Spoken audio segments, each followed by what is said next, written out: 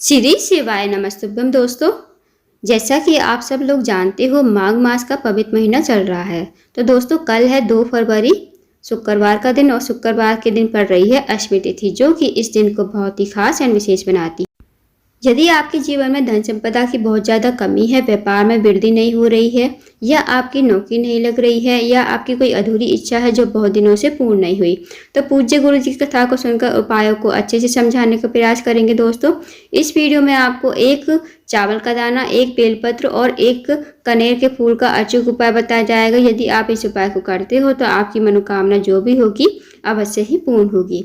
अब चाहे आपकी मनोकामना धन से जुड़ी हुई हो, व्यापार से जुड़ी हुई हो, नौकरी नहीं लग रही हो, या कोई सरकारी एग्जाम आपने दिया है उसका रिजल्ट आने ही वाला, और आपके जीवन में किसी प्रकार का दुख है, कष्ट है, तकलीफ है, तो आपके जीवन से सारी समस्याएं इन उपाय को करने से दूर हो जाएगी। तो आइए दोस्तों, जानते हैं उपाय कैसे करने हैं। पहला जो उपाय है दोस्तों, वो है मनोकामना पूर्ति के लिए। यदि आपकी कोई विशेष मनोकामना है तो इस उपाय को जरूर कीजिए। यदि आपकी नौकरी नहीं लग रही है, आप इंटरव्यू के लिए जाते हो, सफल नहीं हो पाते, तो इस उपाय को अवश्य कीजिए। आपको क्या करना है, आपको एक बेलपत्ती लेनी है, साथ ही आपको लेना है एक समी पत्र और एक लोटा जल। तांबे के पात्र में आपको जल जो है भर लेना है। उसके बाद इन तीनों सामग्री को लेकर आपको चले जाना है शिव जी के मंदिर में।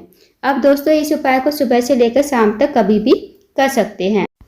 अब जो आपने बेलपत्र लिया है दोस्तों, कहीं से कटा फटा खंडित नहीं होना चाहिए। अगर आपको बेलपत्र नहीं मिलता है तो आप शिव जी के मंदिर से भगवान से विनती करके उठा सकते हो और बेलपत्र को धोकर उसका प्रयोग कर सकते हो। अब शिव जी के मंदिर में पहुंचकर आपको सबसे पहले जो आपके पास बेलपत्री है वो आपको माता अशोक सुंदी के स्थान पर सिर्फ स्पर्श करवानी है दोस्तों। अब माता अशोक सुंदी का स्थान जलाधारी पर ही होता है। आप सबको पता होगा कि शिव जी का पूरा परिवार जलाधारी पर विराजमान होता है। तो जब हम शिव जी पर जल समर्पित करते हैं तो जहाँ से जल नीचे बहकर गिरता है, जलाधारी पर आप देखना मोटी सी लाइन बनी होती है, वही माता अशोक सुंदी का स्थान होता है। अब दोस्तों, माता अशोक सुंदी जो है शिव जी की सबसे छोटी कन्या है।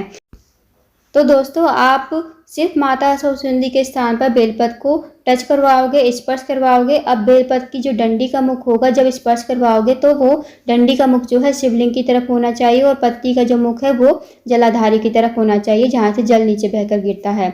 स्पर्श करवाकर ओम नमः शिवाय का जाप करते हुए आपको इस बेलपत्ती को शिवलिंग के ऊपर समर्पित कर देना है, श्री शिवाय नमस्तुभ्यम कहते हुए, ओम नमः शिवाय का जाप करते हुए। उसके बाद दोस्तों, अब आपके पास जो समी पत्र है वो आपको जलाधारी से, जहाँ से जल नीचे गिरता है ना जमीन पर, वहाँ उस समी पत्र को आपको नीचे जमीन पर रख देना है, श्री शिवाय नमस्तुभ्यम का जाप करते हुए, ओम नमः शिवाय का जाप करते हुए। उसके बाद अब आपके पास जो एक लोटा जल है वो आपको श्री शिवाय नमस्तुभ्यम कहते हुए शिवलिंग के ऊपर धीरे धीरे समर्पित करना है। उसके बाद आपको महादेव से अपनी मनोकामना कहनी है, प्रार्थना करनी है। जो भी आपकी मनोकामना है भगवान से कहिए, विनती कीजिए। उसके बाद आपको मंदिर में बैठना है, 2 मिनट श्री शिवाय नमस्तुभ्यम का जाप करना है। फिर आपको भगवान से विनती करके, प्रणाम करके आपको घर आ जाना है। दोस्तों, वैसे तो इस उपाय को विशेष तिथि पर किया जाता है, जैसे अष्टमी तिथि हो गई, पूर्णिमा तिथि हो गई, एकादशी तिथि हो गई, अमावस्या तिथि हो गई। इन विशेष तिथियों पर अगर इस उपाय को करते हो तो विशेष फल की प्राप्ति होती है। अगर आप इस उपाय को शुक्रवार की अष्टमी तिथि के दिन यानी 2 फरवरी के दिन करते हो तो आपको अवश्य ही विशेष फल की प्राप्ति होगी, आपकी मनोकामना अवश्य ही पूर्ण होगी। तो इस विशेष उपाय को अवश्य कीजिएगा। अब जानते हैं दोस्तों अगले उपाय के बारे में। यदि आपके जीवन में धन संपदा की बहुत ज़्यादा कमी है, आर्थिक तंगी से बहुत ज़्यादा परेशान हो, या धन की बहुत ज़्यादा कमी है, आपके जीवन में पैसों की तंगी है, तो इस उपाय को अवश्य कीजिए। यदि आप 1 पैसा कमाते हो, 1.25 पैसा आपका जो है खर्च हो जाता है, सारा पैसा आपका बीमारियों में खर्च हो रहा है, तो इस उपाय को अवश्य कीजिएगा। इस उपाय को करने के लिए दोस्तों आपको लेने हैं 2 बेलपत्र। 2 बेलपत्र कहीं से कटे फटे नहीं होने चाहिए, इस बात का ध्यान रखें। अगर आपको बेलपत्र कहीं से नहीं मिलते हैं तो आप शिवलिंग के ऊपर से भगवान से विनती करके उठा सकते हो और उनको शुद्ध करके इनका प्रयोग कर सकते हो। साथ ही आपको लेना है 1 लोटा जल तांबे के पात्र में। अब इन सामग्रियों को आपको लेकर चले जाना है शिव जी के मंदिर में। शिव जी के मंदिर में सबसे पहले आपके पास जो 2 बेलपत्री हैं वो आपको, पहली बेलपत्री जो है आपको माता अशोक सुंदी के स्थान पर चढ़ानी है, समर्पित करनी है, श्री शिवाय नमस्तुभ्यम कहते हुए और ओम नमः शिवाय का जाप करते हुए। अब जो बेलपत्ती की डंडी का मुख होगा वो जलाधारी की तरफ होना चाहिए और पत्ती का जो मुख होगा वो शिवलिंग की तरफ होना चाहिए। उसके बाद जो दूसरी बेलपत्र है वो आपको महादेव के शिवलिंग पर समर्पित कर देनी है, श्री शिवाय नमस्तुभ्यम कहते हुए, ओम नमः शिवाय का जाप करते हुए। अब जो बेलपत्र की डंडी का मुख होगा दोस्तों वो जलाधारी की तरफ ही होना चाहिए। उसके बाद अब आपके पास जो 1 लोटा जल है वो आपको श्री शिवाय नमस्तुभ्यम कहते हुए धीरे धीरे समर्पित कर देना है। फिर आपको महादेव से प्रार्थना करनी है। आपके जीवन में जो भी धन से जुड़ी कोई समस्या है, धन संपदा की बहुत ज़्यादा कमी है, तो आप महादेव से प्रार्थना कीजिए, विनती कीजिए और 2 मिनट आपको मंदिर में बैठना है, श्री शिवाय नमस्तुभ्यम का जाप करना है। उसके बाद आपको भगवान को प्रणाम करके, महादेव को प्रणाम करके, विनती करके आपको घर आ जाना है। दोस्तों इस विशेष उपाय को भी अवश्य कीजिएगा, बहुत ही अचूक और विशेष उपाय है। अब जानते हैं दोस्तों अगले उपाय के बारे में। यदि आप किसी कार्य के लिए बाहर जाते हो या आप किसी नौकरी के लिए जाते हो, इंटरव्यू के लिए जाते हो या आपका कोई कार्य है बहुत दिनों से अटका हुआ है, यदि आप किसी विवाह के लिए मतलब रिश्ते के लिए जाते हो, विवाह में बाधा आ रही है, अड़चन आ रही है, आप रिश्ते के लिए जाते हो, बात नहीं बनती, तो निकलने से पहले आप शिव जी के मंदिर में जाइए। अगर शिव जी के मंदिर में आपको एक कनेर का फूल मिल जाए तो बहुत अच्छी बात है। आप उस कनेर के फूल से उपाय जरूर कीजिएगा, फिर आप जो भी काम के लिए निकलोगे ना वो उसमें आपको सफलता जरूर मिलेगी। तो दोस्तों आपको क्या करना है, जब भी आप काम के लिए, कुछ भी काम के लिए निकलो, अच्छे काम के लिए, तो आप इस उपाय को जरूर करके जाइए, आपको जरूर सफलता मिलेगी। आप किसी काम के लिए निकलने से पहले शिवालय में जाइए। शिवालय में जाकर आपको शिवलिंग के ऊपर कनेर का पुष्प मिल जाए तो आप उसे भगवान से विनती करके उठा लीजिए।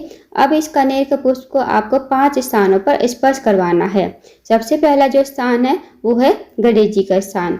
अब दोस्तों आप सबको पता होगा कि शिव जी का पूरा परिवार जो होता है जलाधारी पर ही विराजमान होता है। तो सबसे पहला जो फूल आप स्पर्श करवाओगे कनेर का पुष्प, वो आपको गणेश जी के स्थान पर श्री शिवाय नमस्तुभ्यम कहते हुए, ओम नमः शिवाय का जाप करते हुए आपको सिर्फ स्पर्श करवाना है। अब जो दूसरा जो स्थान है वो है कार्तिकेय जी का। अब जो जहाँ गणेश जी का स्थान होता है जलाधारी के राइट साइड पर, वहीं गणेश जी के लेफ्ट साइड पर कार्तिक जी के स्थान होता है। तो वहाँ पर आपको दूसरी बार जो है कनेर का पुष्प स्पर्श करवा देना है, श्री शिवाय नमस्तुभ्यम कहते हुए, ओम नमः शिवाय का जाप करते हुए। अब जो तीसरा स्थान है वो है माता अशोक सुंदी का स्थान। माता अशोक सुंदी जो है दोस्तों वो है शिव जी की सबसे छोटी कन्या और इनका स्थान भी जलाधारी पर ही होता है। जब हम शिव जी पर जल समर्पित करते हैं तो जहाँ से जल नीचे बहकर गिरता है, बीच में मोटी सी लाइन होती है नाग देवता की तरह बनी हुई, वही माता अशोक सुंदी का स्थान होता है। तो वहाँ पर आप तीसरी बार स्पर्श करवाओगे, श्री शिवाय नमस्तुभ्यम कहते हुए, ओम नमः शिवाय का जाप करते हुए। अब जो चौथा स्थान है दोस्तों वो है पार्वती जी का हस्तकमल। अब जहाँ शिवलिंग विराजमान होता है तो नीचे गोल गोल कटी भाग होता है ना दोस्तों, वही पार्वती जी का हस्तकमल होता है। तो वहाँ पर आपको चौथी बार ये स्पर्श मतलब फूल को स्पर्श करवा देना है, श्री शिवाय नमस्तुभ्यम कहते हुए, ओम नमः शिवाय का जाप करते हुए। अब दोस्तों जो 5वीं बार आपको स्पर्श करवाना है वह है त्रिशूल। अब मंदिर में आपको त्रिशूल दिख जाएगा तो वहाँ पर जो त्रिशूल की तीनों पॉइंट होती है ना, जहाँ तीनों नोक मिलती हैं त्रिशूल की, तो वहाँ पर आपको श्री शिवाय नमस्तुभ्यम कहते हुए, ओम नमः शिवाय का जाप करते हुए इस फूल को स्पर्श करवाओगे और आपको ये फूल जो है अपने सीधे हाथ की हथेली पर रखना है, अपनी मनोकामना बोलनी है। जो भी आपकी मनोकामना है, चाहे आपका कार्य बहुत दिनों से अटका हुआ है या आपकी कोई मनोकामना है, मनोकामना बोल देना, या आपका जो है विवाह नहीं हो रहा, विवाह में बाधा आ रही है, तो आप अपनी मनोकामना जरूर बोलना। इस फूल को आपको शिवलिंग के ऊपर समर्पित कर देना है। उसके बाद दोस्तों जो फूल का खिला हुआ भाग होगा ना वो आपको अपनी तरफ रखना है। तो इस तरह आप फूल को चढ़ाओगे। इस उपाय को भी आप विशेष तिथि पर करके देखिए, जैसे अष्टमी तिथि हो गई, एकादशी तिथि हो गई, पूर्णिमा तिथि हो गई, सोमवार का दिन हो गया, अमावस्या तिथि हो गई। इन विशेष तिथियों पर करके देखिए। वैसे तो इस उपाय को कभी भी किसी भी दिन कर सकते हैं दोस्तों। इस विशेष उपाय को करके देखिएगा। इस उपाय को करने से आपको जरूर सफलता मिलेगी। तो दोस्तों ये थे कुछ विशेष उपाय जो आपको शुक्रवार की अष्टमी तिथि के दिन करने हैं।